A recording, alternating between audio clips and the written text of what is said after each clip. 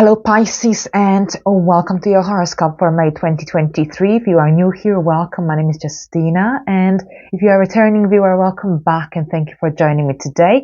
So here in today's video, I'm going to explore the energies for May, and I will tell you how they will influence your sign on a deeper level. This forecast is most accurate for your rising sign. However, you can also watch it for your moon sign or your sun sign if you wish for further guidance. However, prioritize your rising sign. I follow Western astrology, tropical zodiac, along with the whole sign system in all the forecasts on this channel. So welcome.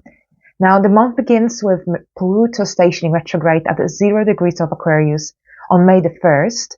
And this retrograde will last until June the 11th, not June the 11th, well, in Aquarius until June the 11th. So at that point, Pluto will transition back into Capricorn, and this retrograde will end completely on October the 11th at 27 degrees of Capricorn. Alright, so Pluto has just entered Aquarius and it is already on its way out. So the influence of Pluto retrograde in Aquarius will be very short lasting, and at this point you might just have some realizations, thoughts, ideas of what this could mean or bring for you. But in the years to come, once Pluto establishes itself properly in Aquarius, then this influence will be felt on a much greater and deeper extent.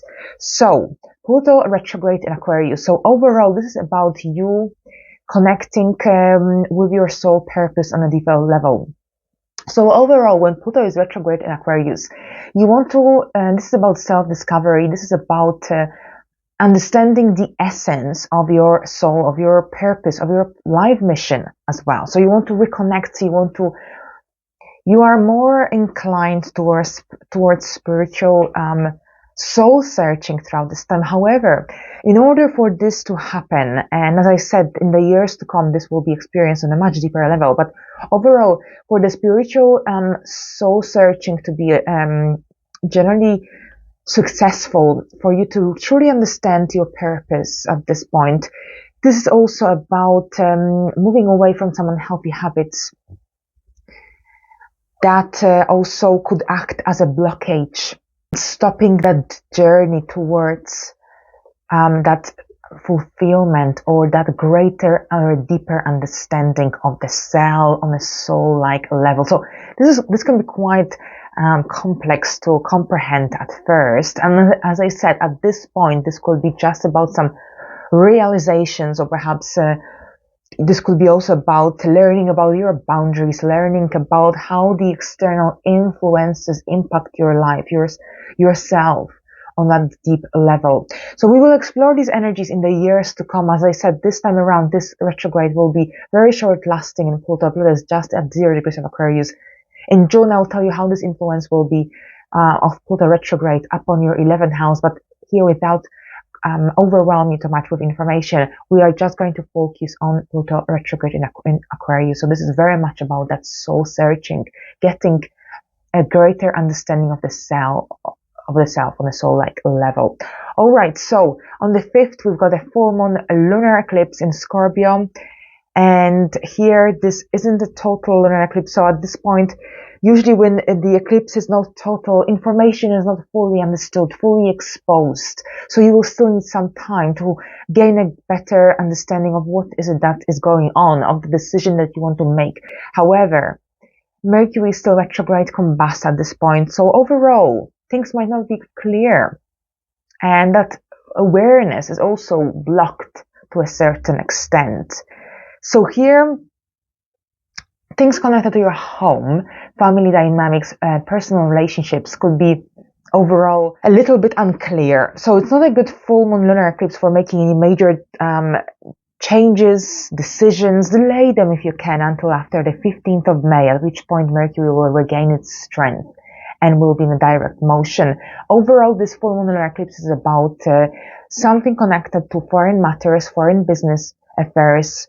Perhaps this is about your passport application, citizenship application, and this matter is coming to an end, to light.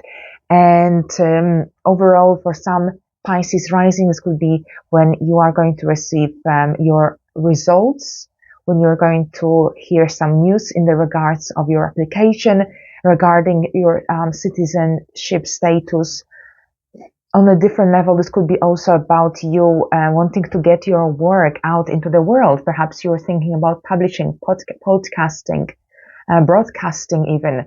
Perhaps this is about you moving into a career connected to teaching, connected to higher education, travel, aviation, law, for example. A full lunar eclipse is about releasing of that energy, and it's about endings, but also ending of a chapter and moving into a different phase. And since a new moon lunar eclipse, a new moon solar eclipse is about some major new beginnings, and it takes time for these new beginnings to be developed. A lunar eclipse is about something that has already started in the past, and you are ready to complete it, release it. And here, this is also about perhaps completion of a course, of a higher education course, of a college. You might be graduating at this point. Perhaps this is about you publishing a book, publishing your work, and perhaps you want to get it out. And perhaps you are launching a new business connected to coaching, connected to teaching, or this could be connected to astrology as well. Astrology, learning, teaching, for example, and perhaps you want to become an air hostess. This could be also the theme of this full moon lunar eclipse. Now we also look at the sun, where the sun is present. So there's definitely that need for expansion, change, and adventure, but at the same time, this is also about some news. You might receive some news around this time that could also change your mind, direction. Venus is sextile Jupiter at this point, which is actually really fruitful for any money that comes through different sources than regular income. Or at the same time, Venus will also square Neptune. So you also have to be realistic about any investments you're thinking to make. At this point, if you want to get a loan, or perhaps if you receive an offer for a loan, think things through, because this full moon is slightly, the energies are clouded and it's not easy to make solid decisions. So here, definitely think things through. We will explore these energies further at the end of April. And this eclipse is at 14 degrees of Scorpio. I'm not sure if I already said that. Now on May the 7th, Venus will move into Cancer until June the 5th. Venus in Cancer feels fantastic, and Cancer rules your 5th house. So this is about your romance, your children, any businesses that you may have, or perhaps some hobbies, interests. So this is generally a time when you find it easy to express yourself in a creative way. Perhaps this could be about you enjoying a dance class, or perhaps this could be about a hobby connected to creativity, pottering, perhaps drawing, or even this could be about a dance class, a samba or salsa. Now with Venus in the 5th house, this is also like going to be a lucky time for your romance, for the romantic side of your life. Relationship with children should be pleasant as well most of the time. Mars is still here until the 20th, so there's that dynamic energy that stimulates you to take action, and overall there is this need for doing something fun, creative self-expression, reconnecting with your inner child. This is also about generally you regaining your confidence, or confidence in your inner abilities, inner talents. Now on May the 15th, Mercury will station direct in Taurus at 5 degrees. So this is actually fantastic news, because here when a planet stations direct or retrograde, this is usually a really important time when things happen, especially positive. It is positive when a planet stations direct from the retrograde motion, because that means that this planet is regaining its strength. So this could be that something connected to perhaps a travel that you've been planning. Perhaps this is about an exam, driving for a driving license. Perhaps this is in regards to some plans you had with your friends, your siblings, or a short course of study, or perhaps a business website or an advertising campaign, or perhaps if you want to become learn new skills in order to set up a new business for yourself. So whatever it is, Mercury stationing direct could see these things moving forward, because when Mercury was retrograde, things were on hold, taking a long time to take off. And now with Mercury stationing direct, suddenly there's a turn of direction. Suddenly things are moving forward. There's a fresh breath of energy and new ideas that may come your way. Now, Jupiter will move into Taurus on May the 16th, and this is until May the 25th of the year 2024, so one whole year of abundant energy in your third house. So you can expect lots of travel throughout this time. You can expect to be more positive here about your life. You might have a more positive outlook on life, even though Saturn is in your first house. So this can make life seem as a burden at times, hard work, a life full of responsibilities. Here with Jupiter sextiling your Pisces ascendant sign, Jupiter could bring opportunities for growth, development, positive vibes and energies, helping you to really see things from a different light, from a different perspective. So this is really positive, but at the same time, Jupiter expands anything it touches. And with Jupiter in your third house, there's this need for learning, for getting kind of involved in different type of experiences. You might see yourself traveling more often than usual. And this could be that you want to learn more about places close to you, so nearby towns, villages, counties. Perhaps this could be also when you want to learn more about the history of the place, of the country where you live. Perhaps this could be about visiting castles and historic places. That was the case for me when Jupiter was in my third house, and overall I enjoy this kind of activities, but for some of you this could be also the case. Now, Jupiter in the third house, this is about also learning, a wonderful time for learning, because you can get really not obsessed maybe, but you can really enjoy learning during this time, and learning can be easy. You can absorb knowledge easily. So if you want to learn something, if you want to sign up for a course, then do so during Jupiter's transit in Taurus, because this is a very beneficial time for learning. At the same time, you might get your driving license, you might travel more, your relationship with your siblings could be more fruitful as well.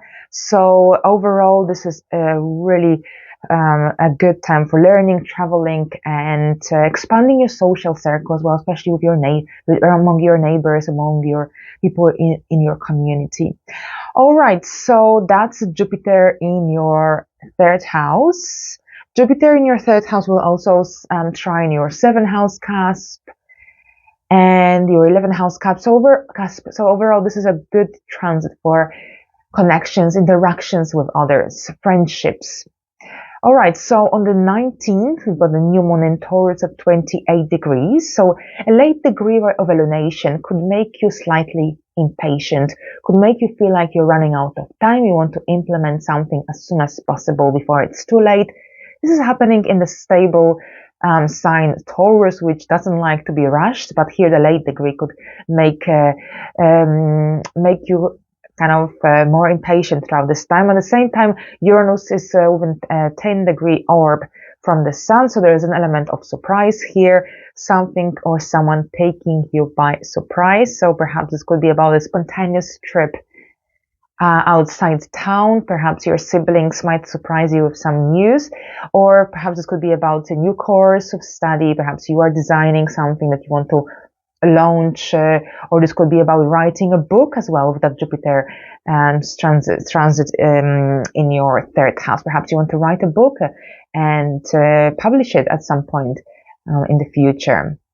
Now here with this new moon, so the new moon is about new beginnings. The sun and the moon align on the same degree in the same sign.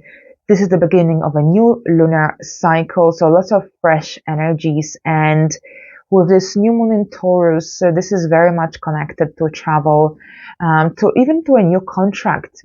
This could be about a new contract. This could be about also a website, a course of study. This could be about a new friendship, a new connection as well, or perhaps some news. But overall communication and interactions with others and movement. There's likely to be lots of movement as well, lots of action throughout this time. Now, also you have got a sextile from Mars, so there's this courage, motivation that comes along with this new moon, and a trine from Pluto in Aquarius. So, well, at this point, Aquarius. So here there's a sense of self-empowerment as well. All right, so on May the 20th, we've got Mars moving into Leo until July the 10th. Mars in Leo feels very good, much better than in Cancer.